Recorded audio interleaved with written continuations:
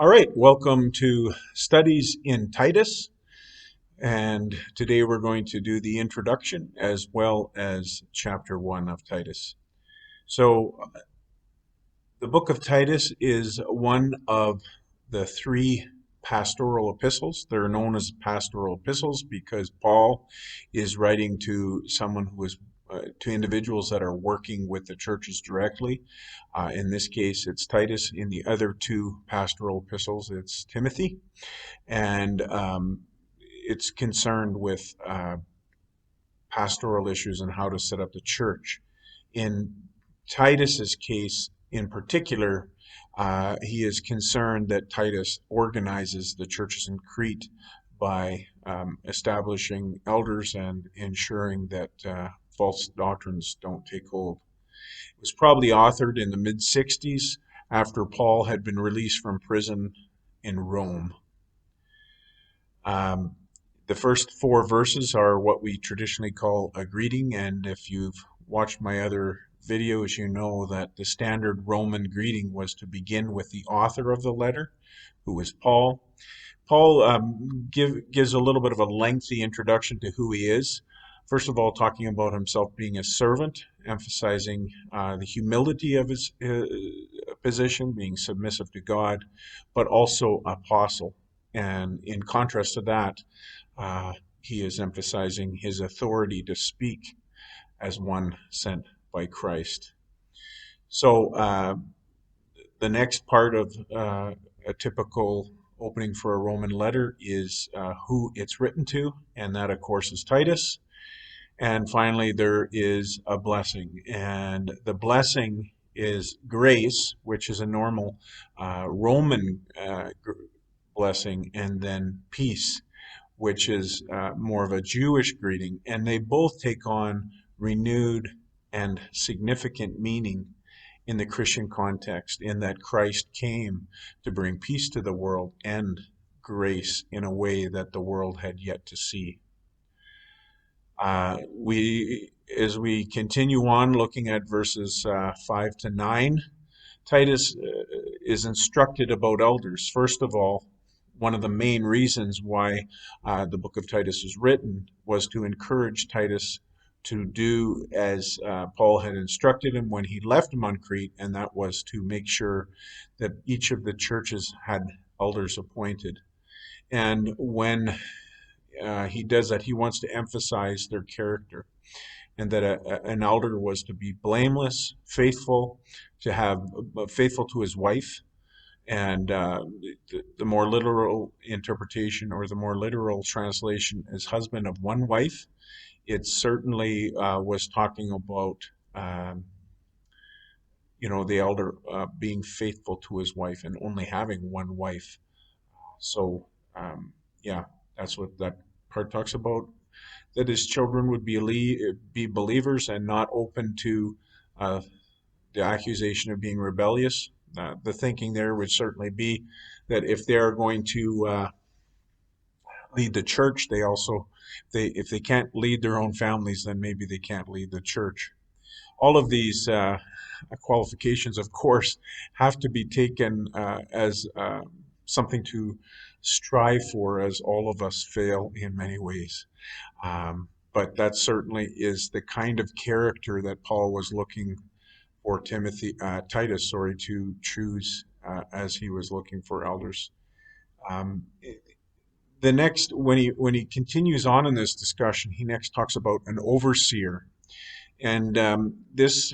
There's two different ways of understanding this. It's quite likely that an elder is the person's status, one who has honor, and an overseer is what the elder does.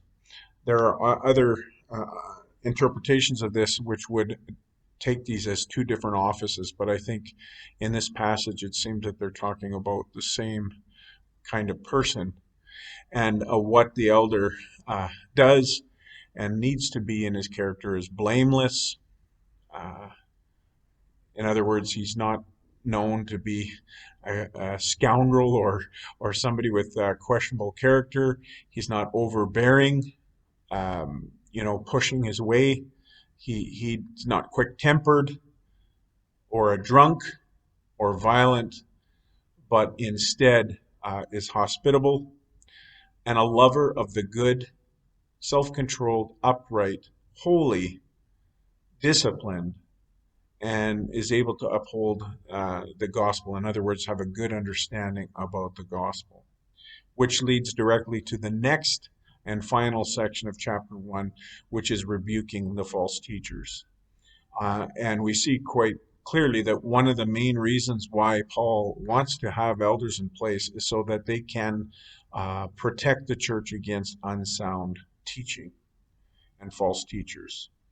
And this, of course, is tied into the fact that that Paul wanted the elders and the overseers, or the elders as overseers, to be able to properly handle the gospel, to know the message, and therefore to defend it and describe it for those in the congregation.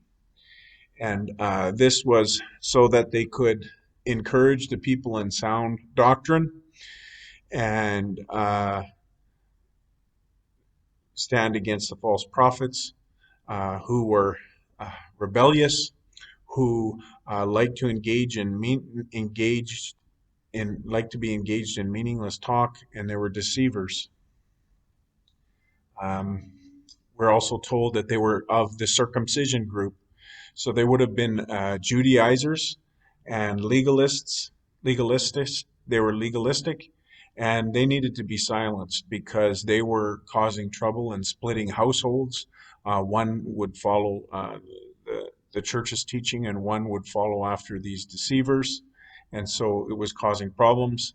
They were actually charging for their services, and so we're getting rich off of preaching and fleecing the people, as it was. And and it was very important that Titus be very strict with these people. Paul quotes one of their own philosophers who says that all Cretans are liars, evil, and lazy.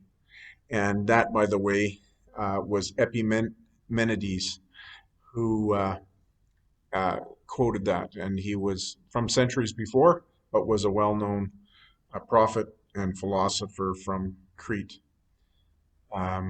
It's, as an interesting side note, there's what's known as the Epimenides paradox, which was, if all Cretans are liars, then is he telling the truth? And so this is a philosophical paradox. That's an interesting side note here. Doesn't really relate to our passage, but it is an interesting philosophical question. If all Cretans are liars and he is a liar, then does that mean that all Cretans are liars? So just a little interesting side note. But the point is that they need to be rebuked so that they will hold to the truth. And finally, Paul makes the point that the false prophets are proved to be wrong, not only by the teaching, which is different from the church's teaching, but just as importantly, in their action and behavior.